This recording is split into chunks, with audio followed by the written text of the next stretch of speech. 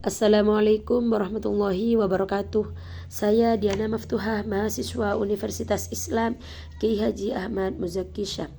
Salam hormat saya ucapkan kepada Bapak dosen Bapak Muhammad Fikri Farihin MPDI selaku dosen pengempu mata kuliah studi hadis. Di video kali ini pada materi ke-7 saya akan menjelaskan tentang peran ulama hadis dalam melestarikan sunnah. Yang pertama, perjalanan ilmiah untuk mengumpulkan hadis.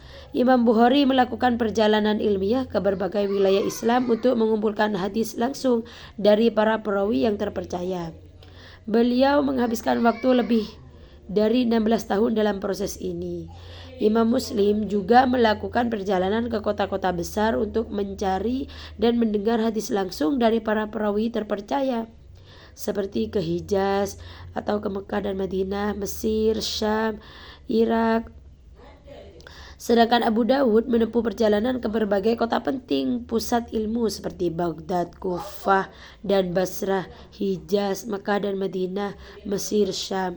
Tujuan mereka adalah bertemu langsung dengan para perawi hadis untuk mendengar dan mencatat hadis secara otentik. Yang kedua, seleksi ketat dalam menentukan keabsahan hadis. Imam Bukhari menerapkan kriteria ketat dalam menilai keabsahan hadis. Di antara kriteria tersebut, yang pertama, ketersambungan sanad, tidak terputus hubungan perawinya dari Nabi Muhammad SAW. Yang kedua, keadilan perawi, yakni perawi yang dikenal jujur dan berakhlak baik. Yang ketiga, dhabit atau kekuatan hafalan, memastikan perawi memiliki ingatan yang kuat dan mampu meriwayatkan dengan tepat. Yang keempat, tidak ada contradiction dengan hadis-hadis yang lebih sahih atau mutawatir. Yang kelima, imam ini juga menghindari hadis yang terdapat cacat tersembunyi atau syadz. Selanjutnya, penggunaan metodologi ilmiah dalam verifikasi hadis. Imam Bukhari menggunakan metodologi ilmiah dalam verifikasi hadis, termasuk ilmu jarh wa ta'dil, kritik terhadap perawi. Imam Bukhari menekankan pentingnya karakter perawi dan kesambungan sanad dalam menentukan keabsahan hadis. Sama juga dengan Imam Muslim maupun Imam Abu Daud yang juga menggunakan ilmu jarh wa ta'dil. Tetapi imam-imam ini juga memiliki perbedaan dalam memverifikasi hadis-hadisnya. Selanjutnya, pengajaran dan penyebaran ilmu hadis. Selain menulis, imam-imam ini juga aktif mengajar dan menyebarkan ilmu hadis. Mereka mengajarkan kitab Sahih Al-Bukhari, kitab Sahih Muslim, kitab Abu Dawud kepada murid-muridnya yang kemudian menyebarkan ilmu tersebut ke berbagai penjuru dunia. Selanjutnya, bagaimana ulama hadis memastikan keaslian hadis? Yang pertama, dari verifikasi sanad. Nah, dapat dilakukan dengan cara mengumpulkan semua materi, teks atau dokumen yang berkaitan semua hadis yang bersangkutan, membandingkannya secara cermat satu sama lain, dan dari situ seorang dapat menilai keakuratan para ulama. Yang kedua, kualitas perawi. Jarh al-ta'dil, ilmu yang membatalkan dan menyatakan sahnya hadis. Sebagian besar pengklarifikasian hadis dilakukan dengan membandingkan perkataan ulama satu dengan yang lain.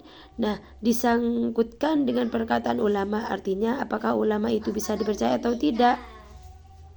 Yang ketiga, pemeriksaan matan, memperbandingkan hadis-hadis dengan ayat Al-Quran yang berkaitan.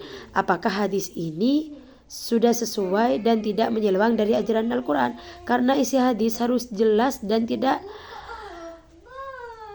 ambigu sehingga umat Islam dapat memahaminya dengan mudah. Yang keempat, metode perbandingan. Nah, rumusan metodologi yang ditawarkan Azami untuk membuktikan keautentikan hadis adalah memperbandingkan hadis-hadis dari berbagai murid seorang guru, memperbandingkan pernyataan-pernyataan dari para ulama dari beberapa waktu yang berbeda, memperbandingkan pembacaan lisan dengan dokumen tertulis, memperbandingkan hadis-hadis dengan ayat Al-Quran yang berkaitan. Selanjutnya, pentingnya memahami hadis dengan benar. Mengajarkan ajaran Islam kepada anak-anak merupakan tanggung jawab besar yang tidak hanya menuntut ketulusan, tetapi juga pemahaman yang benar terhadap ajaran agama. Anak-anak berada dalam tahap perkembangan kognitif dan emosional sangat menentukan pembentukan karakter, akhlak, dan pandangan hidup mereka terhadap agama. Maka oleh karena itu, jika pengajaran agama dilakukan tanpa pemahaman yang benar, berisiko menimbulkan kesalahpahaman, ketakutan terhadap agama, atau bahkan penolakan terhadap nilai-nilai Islam di kemudian hari. Dalam Islam, pendidikan anak adalah amanah yang harus dilakukan dengan kasih sayang, hikmah, kebijaksanaan, dan pengetahuan yang benar. Hal ini ditegaskan dalam firman Allah.